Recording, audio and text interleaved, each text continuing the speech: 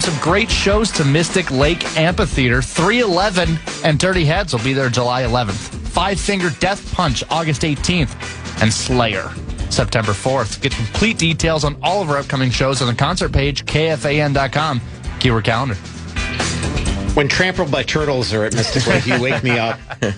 Don't you think Chad Abbott needs to figure out a way, Johnny Athletic, to in our whatever stipend we get from being on the station, start giving us some concert tickets to Mystic Lake? I mean, it would be the least that he could do, really. Absolutely. I mean, especially since he canceled the athletic hockey show or whatever that we called that. The athletic hour. That's what it was. The highly rated, beloved athletic hour. The highest rated show ever on the Plus. Yeah. I mean, we held up our end of the bargain. Exactly. That's all I'll say. So, Johnny, I every time, I don't know what it is about the Wild and the Wolves and always the parallels, other than the fact that the Wolves do go to the conference finals every year. It is like there's always very similar parallels. Mm-hmm. One Ant at the end of the series talking about how not following the game plan, and the Wild front office essentially saying the same thing about the Wild, that the players just abandoned the game plan in Game 4 and it sunk them in the series. Mm-hmm.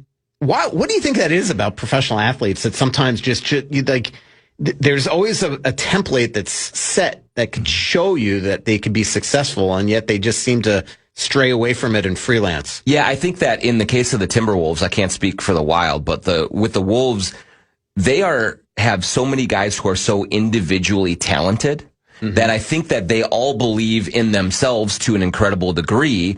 And so if something is going a little bit sideways, they are just like, I can fix it myself. I will break this guy down in isolation. I will get a bucket that we need. And so there is a harder time for them to kind of fight the urge to make things happen on their own. And so when that happens and you have 4 or 5 different guys all individually trying to do their own thing, then they do stray from the game plan. When most often what you see is Chris Finch puts together a game plan that if they adhere to it and they stick to a selfless brand of basketball, that's when they play their best. But there's just something inside of each one of them that just believes in their own talents so much that it is hard for them to kind of give themselves up for the team, and when they say I can just do this on my own, and it's a real issue for sure. And I mean, obviously it's different a little bit in hockey, but it is the same amount of players on the ice as there is on the court. And when the Wild seem to do it, it's sort of a similar thing where there's skilled guys that have the ability to make all the great plays that when they work, you're just like, well, let them do what they want to do. It's them that's usually playing the East-West hockey, not direct, not getting pucks deep. And it's just a similar thing. The other thing that's very similar between the Wild and the Wolves is that both should have very, very active off seasons. Just reading your story yesterday, you all met with Chris Finch right after the season. Tim Connolly yesterday. Clearly he backed Chris Finch, so it looks like no coaching change there. Same thing with Bill Guerin on John Hines.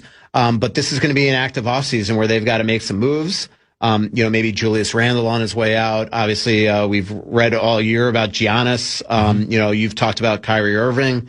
What do you think happens this offseason? Yeah, it's going to be really interesting because they have they're in between a rock and a hard place right now. You're facing Oklahoma City and San Antonio in the West, who are going to be great for a very long time, and they are clearly a cut above where the Timberwolves are right now. But the Wolves also have a superstar in Anthony Edwards, so you can't really say, hey, we're just going to shuffle the decks and rebuild and kind of wait the Spurs and Thunder out. You have a star now, you have to go and win. And so when you come to the conclusion, which I believe they have, that they are just not good enough to beat the Spurs and Thunder, they're still a really good team. They're competitive. The fact that they beat Denver in the first round was actually a real accomplishment given their injuries and everything, but they are a cut below the top 2 teams in this conference. And so the only way through it is to go and try and reconfigure your roster around Edwards. Get some more shooting, get some more ball handling, get some more star power, get maybe a true number 2 kind of Robin to his Batman, and really try to go back at those guys. And certainly Giannis would check a lot of those boxes. I think it's a very difficult deal to pull off for a guy like Antetokounmpo with the money that he makes and everything else. I think Kyrie Irving is a little more reasonable and realistic of an option given his age, given him coming off of an ACL. That'd be my biggest concern. Like, he hasn't played in a year, right? Yeah, right. Yep, for sure. The biggest issue that you'd worry about with Kyrie is injury and health, but that also makes him a little more attainable in terms of a trade. And so I do believe that when the next season begins, when they come to training camp, they will have a different starting five than they did this year. Who is it? Is it Randall? Is it Gobert? Do they do something with Naz Reid? I don't think they want to do something with Naz Reid, but those are the three guys like that they want, that I think that they realize have to be addressed in some way, shape, or form. And they will make a move or two to try and put a different look around Anthony Edwards and say, okay, we are not going into this kind of standing idly by and just hoping that things get better. Yeah. Wemby just fascinates me. I mean, obviously I watched him a lot in the Spurs series, but then I'm watching game one the other night against OKC, and this guy, I mean, he's as good inside as he is, but then he, like, in overtime, the cojones on this guy to pull up and shoot a 30-foot jump shot in overtime. And I was fascinated by the bench because you had the guys that were not playing that were like acting shocked, like, oh my God. But then you had the guys on the other guys like had no reaction to the, because they called timeout right after. So it was going to a commercial. So they showed the bench, and there were some people that had no reaction. Like, this was a normal play that a 7'6" guy is just going to pull up 6 feet behind the arc and just drain it. No, it's incredible. And Marcus Thompson, our colleague, wrote an amazing piece, of course, after the game, and he was talking to Harrison Barnes, who's one of his teammates, and there is an element to these guys that are like, we see this all the time in practice. Like, we've seen him do some of these things before. So in our estimation, this isn't as crazy as it is to the world who has seen it for the first time. But I don't see how you can have any other reaction than, like, that is a 7'6" player making a Steph Curry play. Yeah. And literally, Curry made the same shot from the same spot to beat Oklahoma City, several years ago. And just the wherewithal that he has to be like, yep, I'm taking this. It's right in rhythm. I'm just going to go for it. When they are down 3, they were down 3 in that game in the last 30 seconds of the overtime. It was just jaw dropping. I was in my basement watching it, and it took every ounce of strength in me to not just yell at the top of my lungs and wake the whole house up at that point. I mean, when you watch this guy play, he is of a different species. It really is it looks like that when you see the way he towers over everyone, when you see the way that he moves, it's just jaw-dropping what he can do and what he is right now. Yeah, and it seemed to take the soul out of OKC in the second overtime because they were just not even in the same game. It does seem like a lot of teams like the Wolves built themselves to beat Denver, and now they're going to have this guy to contend with forever. I mean, you can't just hope that you're going to move to the Eastern Conference, right? I mean, that can't be your new, how do you, so now what do they do? Yeah, I think that, that you're right. Would they love to go to the East? Yes. But that's at least a few years away if it does happen at all. So that cannot be your plan. And so I do think that one thing about the NBA is in the middle of something happening, you feel like it's never going to change ever. And so it feels like Wembanyama is going to sweep through Oklahoma City and they're going to win the championship, and then he's going to win the next 8. What you learn, though, as these seasons are so long, injuries happen, egos get involved. There are plenty of scenarios where the Spurs just aren't able to sustain this for the next several years, or there has not been a repeat champion in the NBA in 8 years, which it used to be commonplace. Yeah, if you won one, you won another. Yeah. And so with the parity in the league, with a lot of the things that are happening, I'm not as sort of doom and gloom that this, why even try anymore? But it does certainly put urgency into the front office to say, we've got to find another way. I think that probably the key for the Wolves is you just have to add a whole lot more shooting. You have to shoot over the top of Wemby rather than go at him at the rim. And you have to hope that you can win sort of the math equation if you're shooting a lot of threes and you're spacing the floor and doing it that way. That makes it hard with Rudy Gobert on the floor. So we'll see just how all of that plays out. But they have a ton of work to do to go at the Spurs or go at the Thunder, who are still great. They might win tonight and even the series. Who knows? It was in double overtime after all.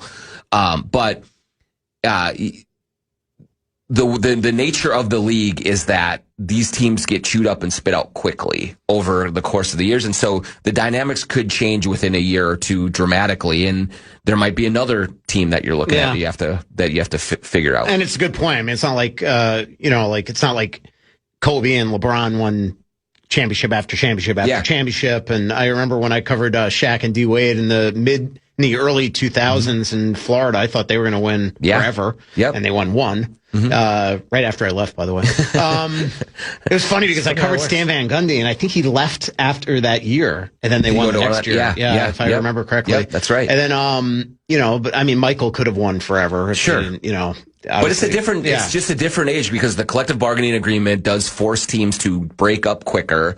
Both of the Thunder and the Spurs are very young, so they are kind of a little bit insulated from that, but just things happen. Like we thought when Jokic won the championship a couple of years ago, he's the best player in the world and that's going to be nothing but success for Denver going forward. It hasn't worked out that way. When Boston won it, just a few years ago with Tatum and Brown, we were like, yep, okay. They're going to keep coming back over and over. They haven't even sniffed it since. And so circumstances change. We are seeing, unfortunately, injuries really play a big role in this over the last several years, and you never want to see that with Wembanyama or SGA or anyone like that. But those are some of the kinds of things that happen that can just change the face of your team and the trajectory of your franchise immediately. And so, who knows what's going to happen here in the next 2-3 years? Yep. Let's go over to the other conference. I'm watching that Cleveland-Detroit game the other day. Oh, my God, did Detroit not show up? Yes.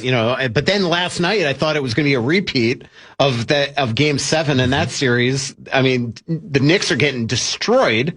So I turned the game off, and then I wake up this morning, the Knicks won. What happened? I was watching it the whole way because they were up 22 with 8 minutes to go, and you're like, well, this is over. My daughter and my son are huge Knicks fans because a cat plays for them, and so they went to bed. I'm like, yeah, look, it's not gonna happen. But I stayed with it, and then just Jalen Brunson went on this unbelievable heater, and it felt like the Cavaliers coach, Kenny Atkinson, just sort of froze because he just let all of this happen without calling timeouts, without adjusting their defensive kind of approach with Jalen Brunson. And it was a 30-8 run down the stretch, and everyone on the Cavaliers just let it happen. And once they got to overtime, then it was just like the wind has come out of their sails, and the Knicks just kind of prevailed. It was one of the crazier comebacks that we've seen and one of the crazier choke jobs. I mean, James Harden for the Cavaliers had an absolutely nightmare fourth quarter in overtime. And now it's just how do you recover from that? I don't even know. Yeah. And he was really good in Game 7. Yeah. But man, that guy still is one of the biggest floppers I've ever seen. How about the foul on his arm where he acted like he broke his head? It's crazy. It was just crazy. Yeah. And that's a problem throughout this conference finals, James Harden, Jalen Brunson, SGA, Wemby is getting that way a little bit too, of just the constant flopping. I was talking to a league official in the Western Conference semifinals when the Wolves were playing the Spurs, and I'm just like, you guys have to do something to mitigate this because it's such a bad look. And I think that you'll see this summer that there will be some steps taken to try to address flopping and to try to crack down on it because it is getting to be pretty egregious. Yeah, and I mean they are aware these games are televised. Right? They know that we are going to see this. They do, but they also benefit from it. They're unapologetically doing it because it works for them. It gets them on the line. It gets their teams deeper into the playoffs. So what can be done? I mean, do you call a foul? I think a few years ago the league instituted flopping fines. They would review it afterward and fine players. And then they did empower the referees to give a flopping essentially technical within a game. Mm-hmm. For whatever reason, which I don't know, they sort of got away from that. And so I think it really will be a point of emphasis that they make this summer of hey guys, we really have to look harder at these plays. And if you deem that it is a flop, or if we review it and it is a flop, then maybe it's a technical foul. Maybe it's something like that. It's got to be something dramatic that really kind of gets into these players' heads of like, if you do this and you're caught, the consequences are egregious because right now they just have gotten completely away from any sort of fine, any sort of in-game discipline or punishment, and so they're free to just try whatever they want. You almost wonder if like you offset the fouls, or so you're each getting a personal, or like I wish they would do this in the NHL. If you embellish, you're not calling the other one, you're calling just that one. I agree. I think that's the key, and it's really hard in real time, obviously, to kind of do this. But if you see it and you believe it, especially with like there's like 10 guys in the league that are really known for this, and so you should be able to have a scouting report on them. And if they do it, if you determine, hey, Shai Gilgeous-Alexander flopped here, James Harden flopped here, that is a foul on you. And that's another personal that you have, or it's a technical foul and the other team is shooting free throws. I think you would see a lot less of it that way. I'm totally with you. Like I talk about this all the time in the NHL. Like I don't think that you should get the benefit of the doubt if you were branded an embellisher. And if that is the case, well, then it'll make you stop. But like I don't think, like there are some people that just think that referees should go to every game and not have any sort of bias. No, they should get a list scouting report in their freaking locker room. Here are the guys on this team that are known for flopping, and I'm sorry, they've got to earn their penalties. Yes, and that's the only way to stop it, because a $2,500 fine in the NHL is nothing. Right. And I know that fines are way more in the NBA, but it's still like in the grand scheme of things, it's nothing. But if you are branded, if you are hurting your team now, if you're getting high sticked actually, and now you're not getting the benefit of the call because you have been made the referees look like fools more than once, and that's what it comes down to. You're making the refs look like an absolute idiot. And like the viewer does not like it. Like the viewer looks at the way that these guys are trying to manipulate the game and finds it dishonorable, which I agree with. And so it is one of those things that hurts the product with the fans. And so the reason that they do it is because it works and then because it helps them win. So if it is changed to where it damages your chances of winning, players will not do that anymore. They're very smart. They're very savvy. They adapt to what is happening.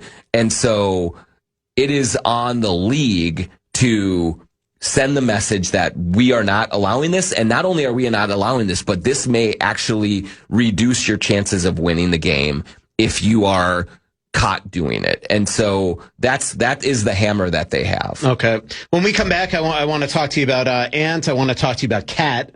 And the Knicks, because it is still weird to me to see him in a Knicks jersey. I know how tight you are with Cat. I also want to talk to you about the Vikings getting the 2028 draft here in the Twin Cities. That'll be fun. And then we'll talk, I'm sure, a little bit about the business as well. This is Michael Russo and John Krasinski from The Athletic. We'll be back here on The Fan. Before we go, The Fan and BigDeck.com. I'm going to give you a shot to win bonus bucks, the national cash contest. Head to KFAN.com. The keyword is media. The keyword is media. KFAN.com. Keyword media. It's Michael Russo on The Fan. From the 1-800-ASK-GARY Traffic Center. This report is sponsored by Grand Casino. The police act. You can stay connected and plugged into everything KFAN. Sports updates, ticket giveaways, show highlights. You can follow The Fan at KFAN1003 on Instagram, TikTok, X, and YouTube today. Stay connected to the sports leader, The Fan.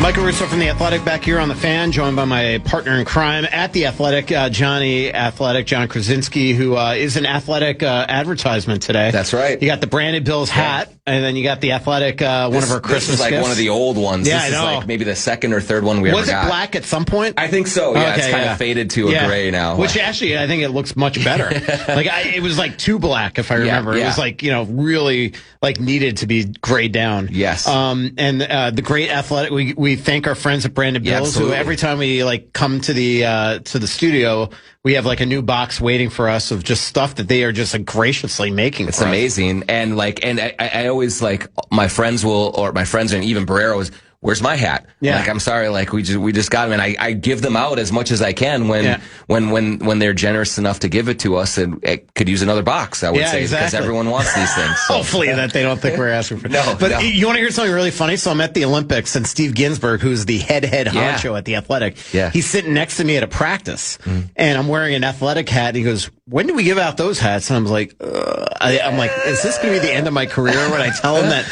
Well, actually, there's this company that just sends John Krasinski and I free garb all the time. And so he's like, and he basically said to me, can you get me one of those hats? The head editor at the Athletic is like, where do you get that? Yep. So we should have Brandon Bills do all our merch. Absolutely. So let me ask you about Ant. There are times, every time that the Wild, their season ends or Krill goes through a tough spot, Wild fans are like, does he regret, signing the contract? Does he, how frustrated is he? But there does come a point, we're all in finite careers. Sure. Maybe not as much as a sports writer as a professional athlete.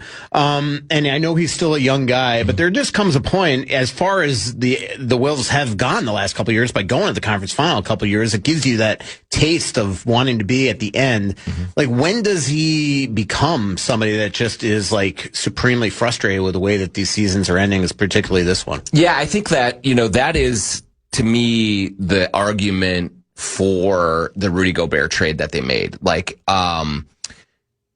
had they not had Rudy here over these last 4 years, and had they not made the conference finals the last couple of years, I really do think you would already start to hear, hey, maybe Ant can't win in Minnesota. Maybe he's got to go to another market. Maybe he's got to go team up with someone else somewhere else. But they have had a lot of success here. Now, they haven't gotten to the finals. They haven't won the championship, but they have been on the doorstep of it. And I think that they have done enough to show him that we can build a team around you that is right in the mix. And so even though this year was a disappointment, I think they've built up a little equity with him to say, hey, stick with us. We'll make some moves. We'll get you in a position to where you are super competitive and we have another chance at this. Of course, though, in the NBA especially, you are on borrowed time all of the time. And so when you have a star of his caliber, you have to operate as if your window is very short, and you have to just do everything you can to keep him in believing that you can be ultra competitive, that you can eventually win a title, all of those things. And so that will be their motivation kind of going forward this summer and every summer forward. That's why Tim Connolly has been one of the most aggressive general managers in the league over the last 3-4 years. Every year there's a big trade that he makes. It's all to say, Ant, we have your best interest at heart. And I think that they have built up a lot of trust with Anthony Edwards. So I don't think they're in any danger right now of him saying, we've hit a wall, get me out of here. I think he really believes in the leadership and he wants to be here. But it's certainly over the course of the next 3 or 4 years, like as he enters his prime, if they stagnate, like that will be something that comes up. But right now, everyone is on the same page and locked in and believing that they can figure a way out of it. Yeah, another parallel between across the river, two very aggressive general managers. I love the questions that you guys asked him yesterday. I think somebody asked him about the Rob Dillingham move, and he basically said safe as death. Like, I'd rather screw up being bold than sit there and not have the guts to make big moves. And it sounds like they're going to do it again this offseason. That with Kirill, it's sort of the same thing. Like Bill Guerin basically says our window is now, and people might be like, well, why is the window now? He's just signed a new 8-year deal. Kirill's turning 30 next year. We know that Kirill's contract is not going to age well. It ain't. Yes. Like, it's not. The window's 3 or 4 years. And Boldy's in his prime. Faber's in his prime. Eck is in his prime. Quinn Hughes is here.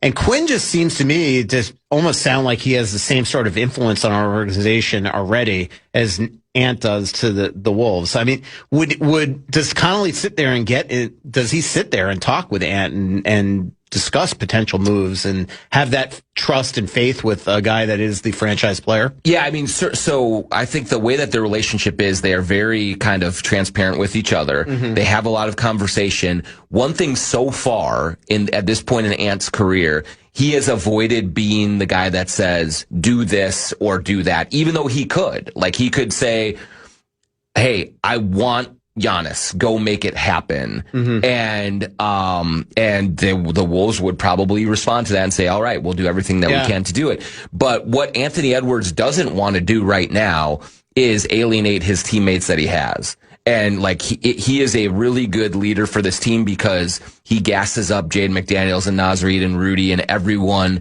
believes that he's in their corner.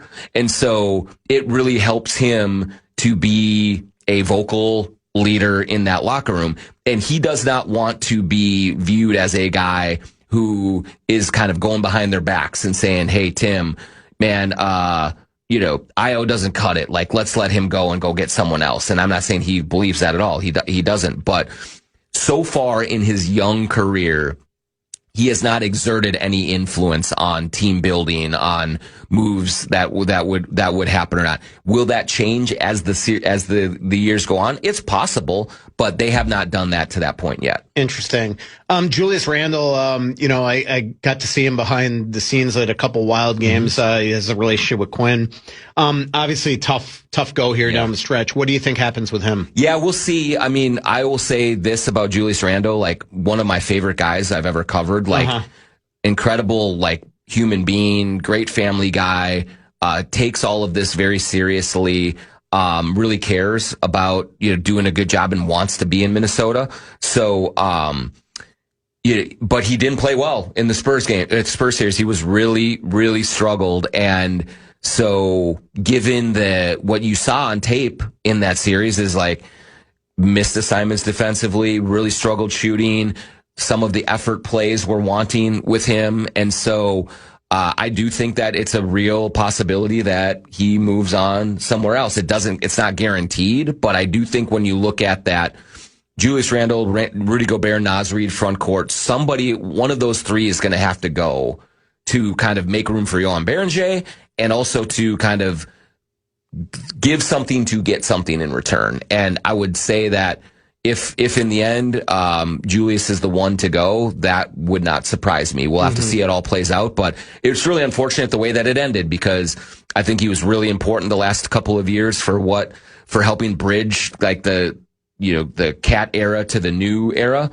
And, he was amazing in the playoffs last year and just really did not play well, especially in that Spurs series. And so there's a bad taste in everyone's mouth right now. And we'll see how it all ends up, but I think he's a real candidate to be traded for sure.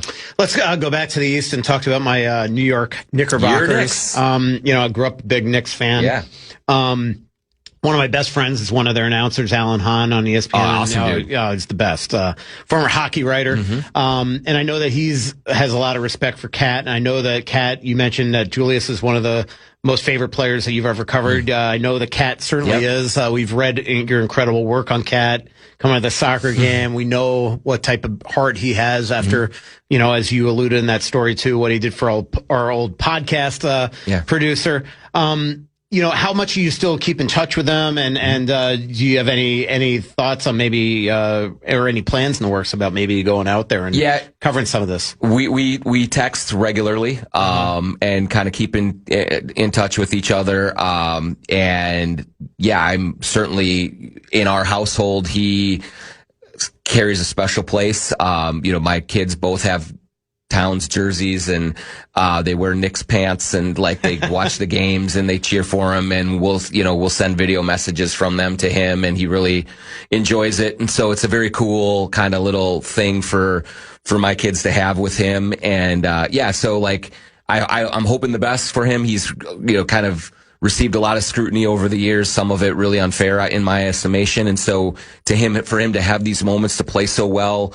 and maybe get to the finals, I would think it would be hard for me not to go and see him if that happens, especially I think if amazingly like they would be in any kind of a clinch situation, I would try to probably go in and be there for something like that. So we'll see. Like that's all in the works, and we don't want to put the cart ahead of the horse, but he definitely is one of my favorites, and I have a long history with him. And so in those big moments, like I think that really plays well and to creating good content for The Athletic. And so, I will probably be lobbying for getting a shot at that if they get that far. That's awesome. And as we know at the Athletic, usually travel budget is there's no holding back. If we have a good story. Thank goodness we got lucky at the Athletic.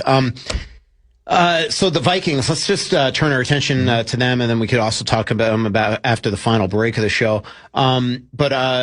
Another one of Quinn's buddies, JJ McCarthy, very, very much coming to a bunch of wild games down the stretch. We know he's a hockey guy. This is obviously a big, big summer for him, a big training camp coming up for him. Obviously, they got Murray here as well. Where do you see all that going? Yeah, it's going to be interesting. I mean, logic would dictate that Kyler Murray is the number one and JJ is the number two going into it. But I do think that they've been very intentional about saying this is an open competition.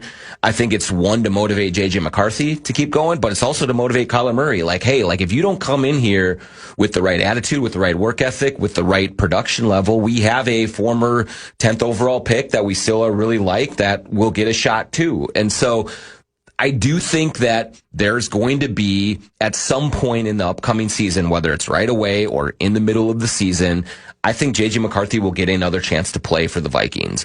Kyler Murray does get hurt, and so things like that do happen. And so I think that JJ should be approaching this as the opportunity is going to present itself again. And so it's on him to prepare himself to be completely ready, both physically and mentally, to be understanding of the game plan and all of those things. And I have not given up on JJ McCarthy. I don't think the Vikings have either. And so it's going to be how he handles this setback, which it is a setback. If they bring in another guy who might be a little bit ahead of you on the pecking order, it's clearly a message that you did not meet expectations last year. And so I think that just in my little time around him, he has the mental makeup to handle that and to put his best foot forward. And so we'll see how he gets it. But I just really believe that there will be a point that you see McCarthy playing quarterback for the Vikings again. And then, by the way, I would love to go to Mexico City and cover that game. Man, absolutely. I think we need to. Two people? Yeah, talk to Alec and sure. Tagging along. Yeah. Just real quick on just for the latest steam on the GM. Do you what are you hearing? What do you think? Yeah, it seems like they are, they're interviewing a bunch of guys. It seems like the vast majority of them are assistant general managers or like kind of number 2s or 3s in other organizations. And so it's still kind of, I think, is up in the air about how they exactly structure what this is going to be going forward. Because you could make a real case for you keep Rob Brzezinski, this veteran guy who's been here forever, as sort of an overseer of the entire operations, and then you hire someone to be the real personnel guy and the scout and the talent evaluator. Or maybe it goes, maybe one of these guys really does wow them enough to say, you know what, you are our number one guy. You're going to be running this whole operation. And Rob, will kind of either give you another role or, if you want to stay or go, we'll see. So it's been a weird process. Like, I don't know why it's taken as long as it has. I don't know why they waited till after the draft to do it, but here they are. And so they're going through it. And I would imagine that sometime in the next week or two, we'll see, the new person brought in and really start to get settled before the June workouts and everything that are coming into it. Interesting. When we come back, we'll have one final segment with Jonny Athletic. We'll talk a little bit about the draft coming up here in 2028 here in the Twin Cities and where the heck they're going to put all these people that we saw in Pittsburgh. And we'll find some other stuff to talk about as well. This is Mike Rousseau and Jonny Athletic. We'll be back here on The Fan. It's Russo Radio on The Fan.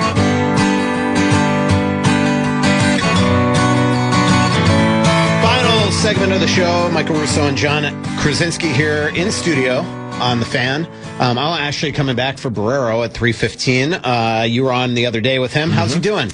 Doing well. Yeah, he's very well adjusted as always. Just like going along, going with the flow. So I'm sure it'll be a nice, easy, free-flowing conversation. Yeah, absolutely. And I think Bill Guerin's on with them tomorrow as well. So John, obviously the 2028 NFL draft is coming to the Twin Cities. A lot of people wondering where the heck they're going to put those thousands and thousands of people that we saw on TV in Pittsburgh and things like that. Obviously, the league and the Vikings and everybody will figure it out. But, you know, what's your thoughts on those type of big giant events? Because it's funny because a lot of these leagues have gotten it from the NHL. Yeah. And now the NHL is the ones that stopped doing the in-person drafts, which is just idiotic. Yeah, it's I'm at the stage of my life where I can't think of anything worse than being in a sea of 200,000 people just watching the draft on TV and like kind of wading through all of that. But I mean, it's clearly becoming a major event. It's a huge party. Like everyone loves to get together and just kind of like celebrate and hang out and do all that stuff. So like, I'm all for it. It's just not something that you're going to find me like out there in the waiting within the mass of the people. But, I just want to sit and watch it on TV or like whatever. Who knows? Maybe the Wolves are in the playoffs and I'm not even here, but like, it is amazing to me how much of a stranglehold that league has on this country and like what that event now has become and how many people will just go to one area just to watch it on TV together and then deal with the mass of humanity. It's crazy. It is an amazing league from that standpoint because whatever they want, they do. If you want to, put the Vikings in Mexico City, they're there. Mm-hmm. Or 2 in a row overseas. Mm-hmm. Sorry, get Netflix. We don't care. Right. Yeah, exactly. It's not, well, although the NBA is doing that with Prime right now. Yeah. But that's the way they are. They just don't care. They're unapologetic. They just do it. It will be interesting, like, if the Vikings, are having this at the same time that the Wolves and the Wild are in the playoffs. It is going to be a gong show getting hotels for road teams even. Oh my gosh. Like in Pittsburgh, like they were really worried when the Penguins were playing the Capitals on where the heck the Capitals, was it not the Capitals. Who played Pittsburgh? Philly. Mm-hmm. Like the Philly, if the dates didn't line up, Philly was not going to be able to like stay anywhere near Pittsburgh. It was going to be ridiculous. Do NHL teams usually stay in St. Paul or Minneapolis? They stay in Minneapolis. Yeah. Yeah. Okay. Yeah. So they stay mostly there. Otherwise, a couple times at the St. Paul hotel. Mm-hmm. Especially on second and back-to-backs. Yeah. They'll, that, or sometimes at the Omni by the football by the Vikings complex, but usually it's downtown Minnie now. Yeah. And that is going to be hell to find definitely down there. Cause St. Paul, like it's a suburb. So like it'll be nice and sleepy during that time, I'm sure. Like, but Minneapolis, you're not going to be able to move down there for that whole weekend. Like it's going to be insanity. Yeah, it really is. By the way, for those that were listening to earlier, my conversation with Mark Lazarus, Cale Makar will miss game 1 of the playoffs tonight for the Western Conference Final. Got hurt in the Wild series. Early in the series, hit by Marcus Foligno, and then in Game 5, hit by Matt Zuccarello. I don't know. I just think that it's going to be a crazy time down here. I don't think this stuff brings in nearly as much revenue as, we saw that in Pittsburgh. They said that it really underdid the value, like, in terms of like what it was bringing into the city and things like that. Obviously the hotels are really, it's not so much like fans coming in as much as the players, and families and people like that. So yeah, all those economic impacts are always overstated by by the NFL or whoever it is. Like for events like this, even for the Super Bowl, I think sometimes too. But having a stadium downtown, all that's been great. But these things, they get embellished. Remember that when the Republican National Convention was here, and there are restaurants that are still like in downtown St. Paul that are like not even around anymore, that never got paid by like CNN and Fox and MSNBC. Remember they took over those restaurants and just couldn't get paid after the fact. I do remember that. It's just it was pretty crazy. So when do you think do you get a little time off here, or do you think that that Tim Connolly is going to make you work like really, really quickly? Yeah, no, I think that usually any kind of deal making almost always happens right around the draft at the end of June. Same with the NHL. So I think that there'll be a little time to catch breath, which is good. Just kind of reintroduce myself to the family and get out to some soccer games and basketball games with the kids, and relax a little bit. But yeah, as the draft approaches, it'll heat up around here. Well, you can read all that stuff by Jonny in the Athletic. Same thing with all the Wild stuff with Joe Smith and myself on the Wild. Dan Hayes and Alec Lewis as well. Thanks, Brett. Still covering Twins. Yeah, yep, exactly. Brett Blakemore behind the glass. Thanks for Mark Lazarus and Chris Johnston of the Athletic for coming on. Mike Maniscalco, the voice.